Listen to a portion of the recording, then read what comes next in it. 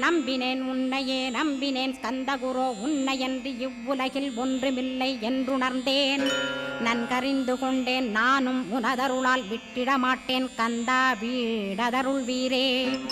நடுநற்றித்தானத்து நானுனை தியானிப்பேன் பிரம்ம மந்திரத்தை போதித்து வந்திடுவாய்.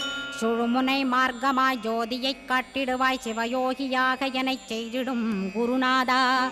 ஆசையறுத்து அறநடியைக் காட்டிவிடும் மெய்யடியராக்கி மெய்வீட்டில் இருத்திவிடும்.